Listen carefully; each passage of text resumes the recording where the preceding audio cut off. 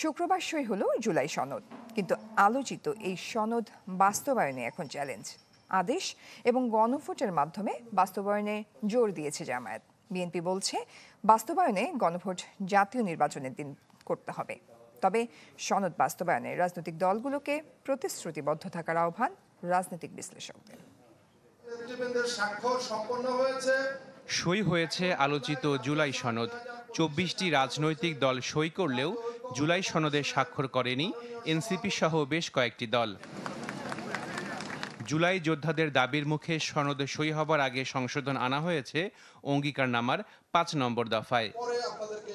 রাজনৈতিক দলগুলো বলছে এটি এখন বাস্তবায়ন করতে হবে।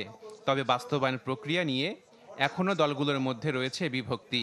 চ্যালেঞ্জ এবং সংকটটা হচ্ছে কতটুকু বাস্তবায়ন হবে বা বাস্তবায়ন প্রক্রিয়াটা কিভাবে নির্ধারিত হবে। এটা আদেশ জারি করতে হবে এবং গণভোটের মাধ্যমে এটা টেকসই করতে হবে। আর্টিকেল 65 এর সাবসেকশন 2 তে বলা আছে বাংলাদেশের প্রত্যেক আঞ্চলিক নির্বাচনী এলাকার মধ্যে সরাসরি প্রত্যক্ষ ভোটের মাধ্যমে ৩০০ জন জাতীয় সংসদ সদস্য লইয়া জাতীয় সংসদ গঠিত হইবে।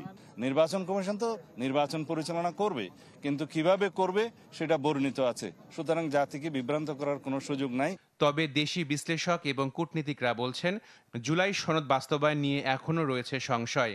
তাই দলগুলোকে প্রতিশ্রুতিবদ্ধ থাকার আহ্বান জানান তারা। Furniture just smarter, JMG furniture. অন্তর্ভুক্তিমূলক এবং অবাধ সুষ্ঠু নির্বাচন অনুষ্ঠিত হবে, তাহলে হয়তো আমরা গণতন্ত্রের অভিযাত্রায় এগোবো এই আশা করতে পারি। আমরা চাই না যে শঙ্কা থাকুক। এই শঙ্কা, সংশয়, সন্দেহ কাটিয়ে বাংলাদেশ গণতন্ত্রের পথে যাত্রা শুরু করুক। জুলাই সনদ সই একটি গুরুত্বপূর্ণ পদক্ষেপ।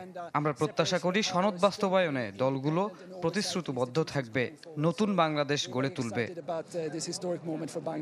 জাতীয় ঐকমত্য কমিশন বলছে খুব শিগগিরই বাস্তবায়নের প্রক্রিয়া নিয়ে সুপারিশ করা হবে।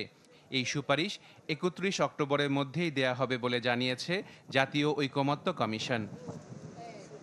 আশেকিন প্রিন্স, চ্যানেল 24, ঢাকা।